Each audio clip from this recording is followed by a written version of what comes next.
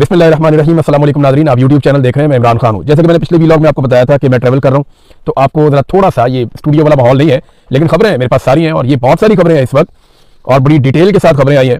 मैं आपके साथ शेयर कर लेता हूँ, पाकिस्तान के अंदर से भी, मशरिक़ वस्ता से भी और अमेरिका से भी कुछ खबरें आई हैं। ये सारी खबरें मैं आपके सामने रखता हूँ। सबसे पहले तो बड़ी खबर जिसके बारे में हमने 4-5 दिन पहले अनाउंस किया था और आपको बताया था कि आयतुल्लाह खामनई शहीद के बेटे मुश्तबा खामनई को फैसला किया गया है सुप्रीम लीडर बनाने का और उनके इम्कानात बहुत ज्यादा थे। अमेरिका ने उसके ऊपर एतराज किया था। डोनाल्ड ट्रंप ने कहा था मुझे पसंद नहीं है, मेरी मर्जी शामिल की जाए, मैं बताऊंगा किसको बनाना है और मेरी मर्जी का बंदा लगाया जाए। डोनाल्ड ट्रंप को पसंद नहीं था, लेकिन इसके बावजूद अनाउंसमेंट हो गई है कि मुश्तबा खामनई, अब जिन्होंने एक हफ्ते के अंदर अपने वालिद को खोया, अपने बच्चों को खोया, अपनी बहन को खोया, अपने बहनोई को खोया और अपनी वालदा को खोया, इनका बहुत नुकसान हुआ और इनकी फैमिली ने बड़ी कुर्बानी दी है। तो मुश्तबा खामनई को अब बना दिया गया है ईरान का नया सुप्रीम लीडर और इनके ऊपर एतराज अमेरिका ने किया था, डोनाल्ड ट्रंप ने किया था। देखिए पाकिस्तान में और ईरान में कितना फर्क है। वहां पे एक सेक्रेटरी ऑफ द स्टेट का लेटर आता है जिसे साइफर कहते हैं और उस साइफर के बाद इमरान खान की हुकूमत गिरा दी जाती है। सेक्रेटरी ऑफ द स्टेट को एक टके की औकात नहीं है और उसके एक लेटर के ऊपर पाकिस्तान के जर्नलों की हवाइयां उड़ जाती हैं और जनरल बाजवा को मौका मिल जाता है कि चलो मेरी एक्सटेंशन का मामला बन गया, जो मैं चाहता था वो हो गया, अब ये मेरे पास साइफर आ गया तो इसको दिखा के मैं जर्नलों को काबू करूंगा और इमरान खान की हुकूमत गिरा दूंगा। और फिर इमरान खान साहब का रजीम तब्दील कर दिया गया, हुकूमत गिरा दी गई। ये किया गया एक सेक्रेटरी ऑफ द स्टेट के साइफर के ऊपर, उसके हुक्म के ऊपर। दूसरी तरफ अमेरिकी सदर खुद कह रहा है कि ये बंदा पसंद नहीं है और वहां पे ईरान ने उसी बंदे को दौरान जंग अटैक हो रहे हैं, लगातार हमले हो रहे हैं और तारीखी नौयत के अटैक हो रहे हैं इस वक्त ईरान के ऊपर। इससे पहले कभी इतने खौफनाक अटैक नहीं हुए थे। मगरबी मीडिया के मुताबिक ईरान के 80% फिजाई दिफाई निजाम को तबाह कर दिया गया है। तेहरान में वाक़ शहरान फ्यूल डिपो पर कल हमला किया गया। मेहरबाद एयरपोर्ट को निशाना बनाया गया है। आज़ादी स्क्वायर में जो है वो अड्डा जो है वहां पे वो भी चल रहा है। फौज के मुतअद्दिद जो अड्डे उनको तबाह किया गया है और इसके अलावा पासदारान इनकलाब का हेडक्वार्टर मलबे का ढेर बन गया है और 17 जहाज मगरबी मीडिया के मुताबिक उन्होंने डबो दिया ईरान के, लेकिन इसके बावजूद ईरान झुका नहीं। उन्होंने कहा नहीं, हमारा सुप्रीम लीडर कौन होगा इसका फैसला हम करेंगे, अमेरिका फैसला नहीं करेगा। तो पाकिस्तान में तो इंपोर्टेड हुकूमत आ गई थी ना, और तब से लेकर अब तक हमारे पास एक अर्दली वज़ीर आज़म है जो जहां पे जूता देखता है, कीमती जूता देखते ही पॉलिश शुरू कर देते हैं।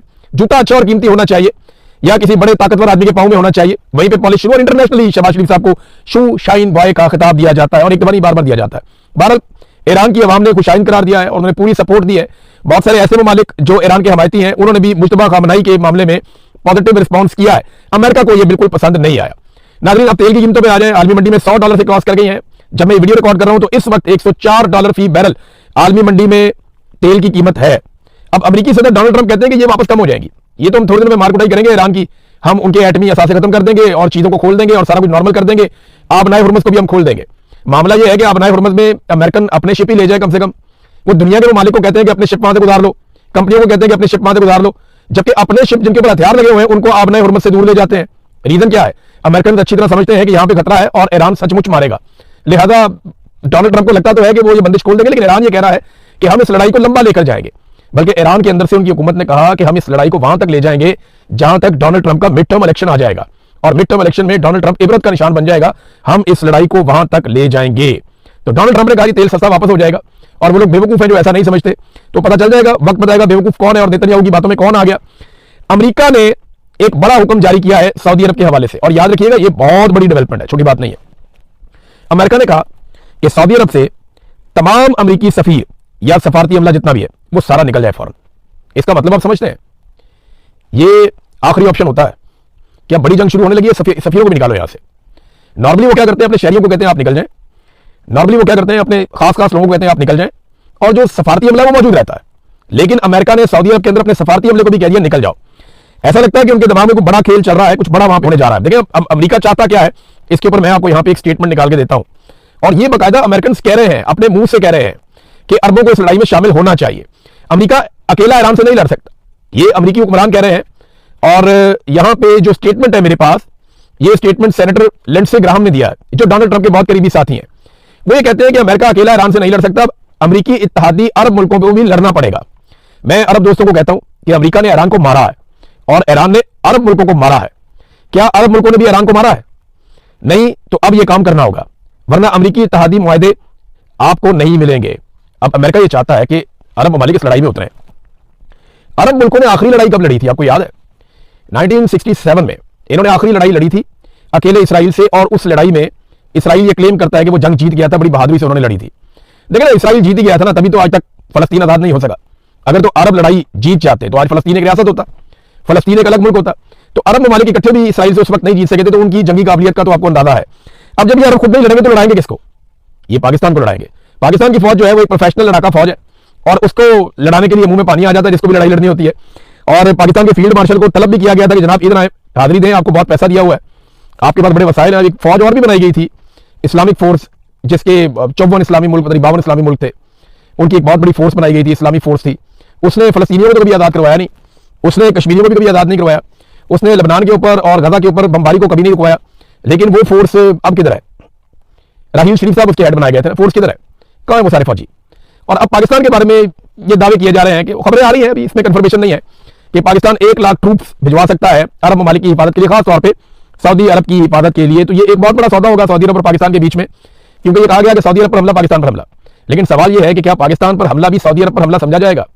क्या अगर कभी पाकिस्तान की भारत से लड़ाई होती है तो सऊदी अरब अपना तेल, अपने वसाइल, अपने ज़खायर, अपना पैसा इस लड़ाई के अंदर झोंक देगा, जैसा कि पाकिस्तान से ये तवक्को की जा रही है कि पाकिस्तान ऐसा करे? मेरा यहाँ पे एक सवाल है कि ओआईसी कहाँ गई?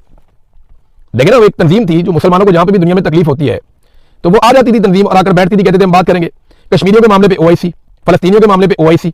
अब जब असल मामला हुआ है, इसराइल ने ईरान के ऊपर अटैक किया, 167 बच्चियां कत्ल कर दी, ओआईसी गायब है, आपको ओआईसी दिखाई नहीं दे रही। तो ओआईसी का ना होना भी एक अजीबोगरीब सूरत पैदा कर रहा है। अच्छा, एक दावा किया गया था कि यूएई ने, मैंने आपको पिछले वीडियो को बताया था कि यूएई ने उसकी तस्दीक नहीं की, लेकिन इसराइली सोर्सेज ने दावा किया था कि यूएई ने, यानी मुत्तहिदा अरब अमारात ने पहला अटैक कर दिया ईरान के ऊपर। लेकिन अब यूएई के सोर्सेज से उसकी तरदीद आ गई कि हमने अभी तक ईरान के ऊपर कोई अटैक नहीं किया। मैं आपको कैटेगोरिकली ये बता दूं कि अरब ममालिक ने ईरान की जानिब से आने वाले मिसाइलों को रोका है, उनकी जानिब से आने वाले ड्रोन्स को रोका है, लेकिन उन्होंने अभी तक ईरान के अंदर कोई ड्रोन या मिसाइल अपनी तरफ से नहीं भेजा। हाँ, ये जरूर है कि उनकी सरजमीन से बेशुमार हथियार वहां पे गए हैं, उनकी सरजमीन से जहाज भी उड़ के गए हमला करने के लिए, उनकी फिजाई हदूद भी इस्तेमाल हुई, उनकी जमीन भी इस्तेमाल हुई, उनका जो समुद्री रास्ता भी इस्तेमाल हुआ, और उसकी रिटेलिएशन में ईरान ने वापस उन्हीं रास्तों पे, उन्हीं जगहों पे अटैक किया, और इसी अटैक से अब एक नई कहानी जन्म ले चुकी है। नाज़रीन, जो रशिया के वजीर खारजा है ना, उन्होंने मुसलमान मुल्कों को आईना दिखाया। उनका स्टेटमेंट मैं आपको पढ़ के सुनाता हूं, आपको आइडिया हो जाएगा कि इस वक्त सूरत हाल क्या है। देखिए, और रूस क्या सोच रहा है, इसमें आपको सारी खबर मिल जाएगी। और अब ये अरब ममालिक करने क्या जा रहे हैं, याद रखिएगा, ये लड़ाई अब लंबी चलनी है और इस लड़ाई में बाकी मुल्क भी निकल आएंगे। जो तजियाकार है वो ये कहते हैं इस लड़ाई में लाखों लोग मारे जा सकते हैं और इस लड़ाई के अंदर खलीजी ममालिक बहुत बुरी तरह तबाह हो जाएंगे और उनकी तरक्की, जो पैसा सारा फ्लो जा रहा था खलीजी ममालिक की तरफ, वो वापस यूरोप की तरफ जाना शुरू हो जाएगा। मगरबी ममालिक तरक्की करेंगे, खलीजी ममालिक लड़ेंगे और वहां पे हालात खराब हो जाएंगे, वो नीचे की तरफ जाएंगे, उनकी डिक्लाइन होगा।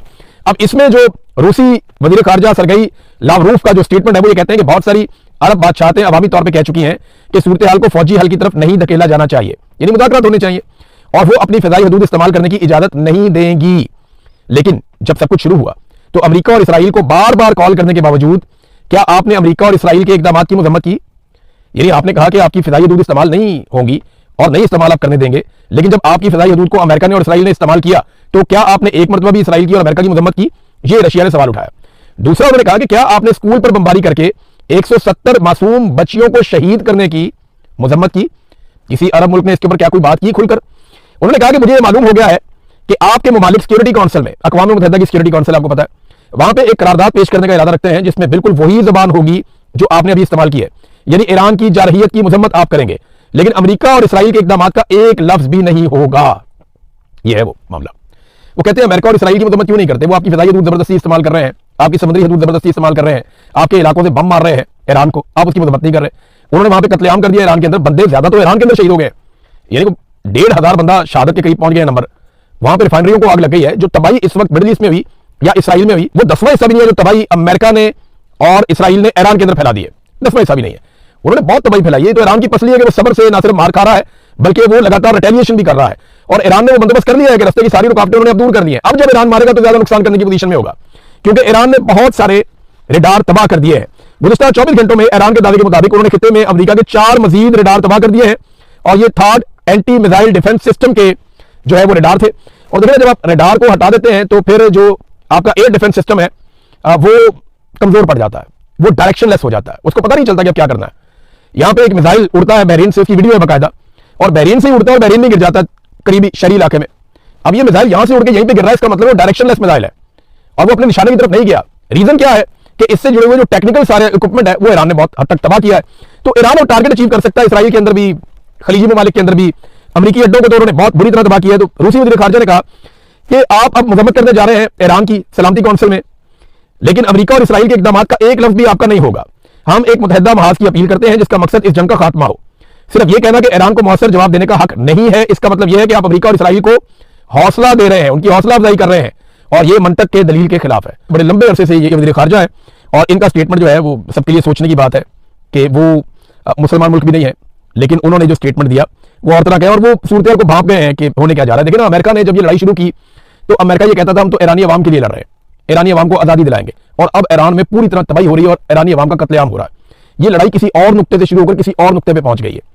अगर ईरान की चेन ऑफ कमांड खत्म हो जाती है तो मेरी बात आप लिख कर रख लें, बहुत तबाही होगी। हर हाल में ईरान को अपनी चेन ऑफ कमांड वो बरकरार रखनी पड़ेगी, क्योंकि इसके बगैर गुजारा नहीं है, और जब तक वो आपस में कोऑर्डिनेशन में रहेंगे तब तक वो मुकाबला कर सकते हैं। नाज़रीन, भारत एक्सपोज हुआ है बहुत बुरी तरह, और ये खबर मैं आपको देता हूं कैसे। देखिए ना, भारत ने दावत दी बहरिया के जहाजों को कि आओ यहां पे आके हमने मशकें करनी है। ईरानी जहाज भी गए, जाके वहां पे मशकें की। अब भारत खुद एतराफ कर रहा है कि उसने ईरान की पीठ में चिराग घोंप दिया। वो कैसे? वो खुद से ये बता रहे हैं, जनरल उपेंद्र ये खुद से बता रहे हैं कि जनाब हमारे इसराइल के साथ स्ट्रेटेजिक ताल्लुकात हैं, हमने अपने पानियों में ऐसा कुछ नहीं हुआ, लेकिन जब हमारे पानियों से निकलकर बैन अल-अक़वामी पानियों के अंदर ये ईरान का जहाज चला गया तो तब हमने इसराइल को बता दिया कि जनाब इसका मुकाम क्या है और ये किस जगह पे है। तब इसराइल ने उसको तबाह कर दिया। तो हमने तो जनाब क्योंकि हमारा ताल्लुकात है इसराइल के साथ, हमने उनको बता दिया। और भाई वो लड़ने थोड़ी आया हुआ था, वो तो आपका मेहमान था, उसको घर तो वापस जाने देते आप, उसके बाद उसके साथ जो मर्जी करता इसराइल। लेकिन भारत ने यह बता दिया कि वो इस लड़ाई में ईरान के साथ नहीं, पूरी तरह से इसराइल के साथ खड़ा है। देखिए, अगर पाकिस्तान इस वक्त ईरान के साथ लड़ता है तो इसराइल को बड़ी सपोर्ट मिलेगी। इसराइल को और कुछ नहीं चाहिए कि पाकिस्तानी फौज ईरान के साथ लड़ पड़े, इससे बहुत फायदा होगा इसराइल को, बहुत ज्यादा फायदा। पाकिस्तान में जनरलों को फायदा हो जाएगा, पैसे जैसे बहुत ज्यादा आ जाएंगे, मिसाइल हथियार आ जाएंगे, बहुत सारी चीजें मिल जाएंगी।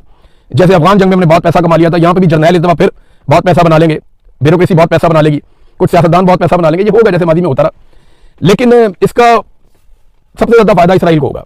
ईरान को और पाकिस्तान को नुकसान होगा, क्योंकि इस सरहद के ऊपर अगर अब आप ये करते हैं या लड़ाई होती है तो हमने तो साथ साथ ही रहना है। आप अपने पड़ोसी बदल नहीं सकते, पड़ोसी आपके वही रहते हैं। तो ये हमारी इनके साथ एक ऐसी चपकलिश खुदा न खास्ता शुरू हो सकती है जो फिर जारी रहेगी। पाकिस्तान को करना सिर्फ इतना है कि किसी तरह भी अमन के लिए कोशिश करे और लड़ाई से गुरेज करे। चाइना ने एक बड़ी कार्रवाई डाल दी है, वो अगले वीडियो में आपको बताऊंगा। बड़ा कमाल काम किया चाइना ने, लेकिन एक दावा सामने आ रहा है। दावा यह है कि कहीं नेतन्याहू एटमी हमला तो नहीं कर सकता। जॉर्ज गिलोवे इन्होंने एक स्टेटमेंट दिया है, इसराइल बहुत सारे ऐसे काम कर रहा है इस जंग में जिसमें अमेरिका कहता है कि हमारी मर्जी शामिल नहीं थी, इसराइल खुद से कर रहा है। और नेतन्याहू के बारे में आप कुछ भी कह सकते हैं, वो जंगी मुजरिम में पहले ही, वो कुछ भी कर सकता है। तो जॉर्ज गिलोवे जो है उन्होंने एक स्टेटमेंट दिया गुज़िश्ता रोज। उन्होंने कहा नेतन्याहू ने हाल ही में ईरान के खिलाफ जौहरी हथियार इस्तेमाल करने के अपने इरादे का इशारा दिया है। कोई भी जौहरी ताकत जो वजूदी खतरे में हो, जैसा कि इसराइल अब वादे तौर पर है, ऐसा करेगी, तमाम ये दुनिया बदल देने वाला लम्हा होगा। अब ये धमाके होंगे, इसके नतीजे में ताबकारी होगी, तो इसका तो पाकिस्तान को और खित्ते को बहुत नुकसान होगा, खलीजी ममालिक को भी नुकसान होगा। जिधर हवा जाएगी उधर ताबकारी जाएगी।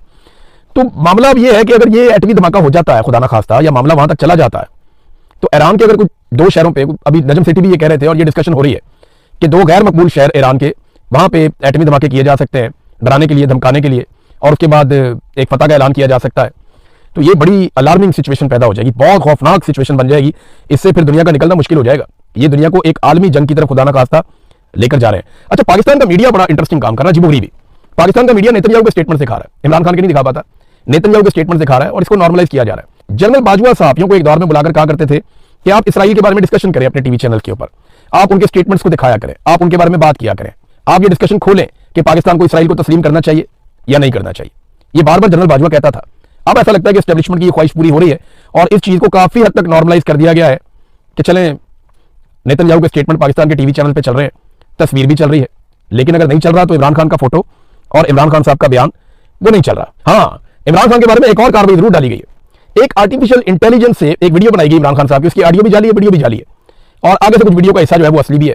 तो एक वीडियो बनाकर डाल दी गई, उसको टाउट्स बहुत सारे बेईमान और फ्रॉड किस्म के लोग, नून लीग के दरबारी, वो उसको शेयर कर रहे हैं और बेईमानी कर रहे हैं कि जनाब ये देखो, इमरान खान ने कहा था कि जंग होगी तो पेट्रोल $400 फी बैरल पे चला जाएगा और ये हो जाएगा वो हो जाएगा। अब इस तरह की बातें उसमें चला रहे। हालांकि इमरान खान ने ऐसी कोई बात नहीं की थी, और जो हिस्सा उसका ठीक है उसमें सिर्फ इमरान खान ने इतना कहा था कि ये कोरोना की वबा जो है, इसमें अगर कंट्रोल ना किया, ये चीजें ना की तो इसके नुकसान हो सकते हैं। वो उससे बचने की बातें कर रहे थे। लेकिन यहाँ पे इन फ्राडियों ने एक आर्टिफिशियल वीडियो बनाकर उसको लगा दिया और उस पर प्रोपेगेंडा कर रहे हैं। अब अंदाजा करें कि जिस वक्त दुनिया में लड़ाई लगी हुई है, जिस वक्त ममालिक अपनी बका के लिए लड़ रहे हैं, जिस वक्त पाकिस्तान से बड़ी बड़ी डिमांड्स की जा रही हैं, जिस वक्त पाकिस्तानियों की कमर टूट गई है पेट्रोलियम मसनूआत की कीमतों में, उस वक्त भी इनके दिमाग में इमरान खान ही है। ये आज भी उसकी आर्टिफिशियल इंटेलिजेंस के जरिए से वीडियोस बनाकर लगाने में मसरूफ है। और जिन मुल्कों में जंग लगी हुई है ना, उन्होंने पेट्रोल इतना महंगा नहीं किया जितना हमने कर दिया है।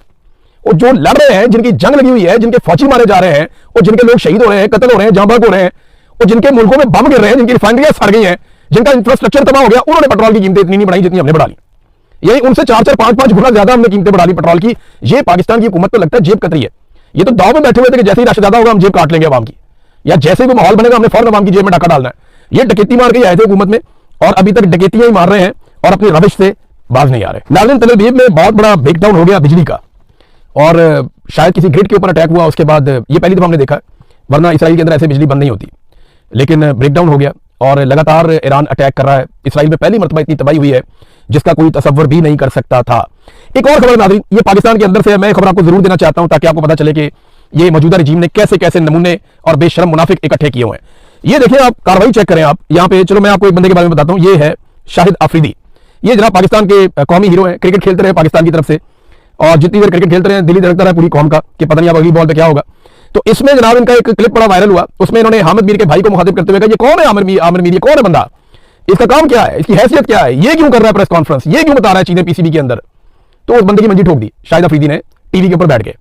उस बंदे ने ना, उसके अपने मोबाइल से एक स्क्रीनशॉट शेयर हो गया और उसने दिखाया कि शाहिद अफरीदी अभी तो ये कह रहा है ना मैं इसको नहीं जानता ये कौन है। तो शाहिद अफरीदी ने उसको क्या मैसेजेस किए, जरा ये देखिए आप। शाहिद अफरीदी ने उसकी एक प्रेस कॉन्फ्रेंस की तारीफ की थी, जिससे कह रहा है ना कि ये कौन है प्रेस कॉन्फ्रेंस करने वाला। कुछ अरसा पहले शाहिद अफरीदी इसी की प्रेस कॉन्फ्रेंस की तारीफ इसी को मैसेज करके भेज रहा है और लिखा वेरी गुड प्रेस कॉन्फ्रेंस। उसके जवाब में वो लिखता है थैंक्स शाहिद भाई। फिर आगे से जो गर्दन पे चुम्मी लेने वाला एक खबर है कि आसिम मुनीर की गर्दन पे चुम्मी ली थी शाहिद अफरीदी ने, और यानी वो तो बस नहीं चलता शाहिद अफरीदी का, लेकिन शाहिद अफरीदी ने वो वाली खबर का लिंक भी बड़े फख्र के साथ आमिर मीर को भेजा कि जनाब ये देखें मेरे ताल्लुकात फील्ड मार्शल के साथ कैसे ताल्लुकात है मेरे, देखो। तो शाहिद अफरीदी मुझे समझ आ गई एक्चुअली बेचारा कहां से खेलता है, कौन इसको इस्तेमाल करता है। बेचारा पढ़ा लिखा भी नहीं है, क्रिकेट उसने खेली है, कुछ बहुत अच्छी खेली है, कुछ बहुत बुरी खेली है, कौम उसको पसंद करती थी, लेकिन इमरान खान पे हमले क्यों करता है अब मुझे समझ आ गई है। और मेरे ख्याल में पाकिस्तानी कौम को भी समझ आ जानी चाहिए कि मुनाफिकत अपनी जगह पे, लेकिन ये बंदा इमरान खान पे अटैक करता है, बार बार अटैक करता है, और ये इसकी मजबूरी है, उसको ताल्लुक रखना है वहां से, और वो बड़ा प्राउडली ये बताता भी है कि मेरा इससे ताल्लुक है।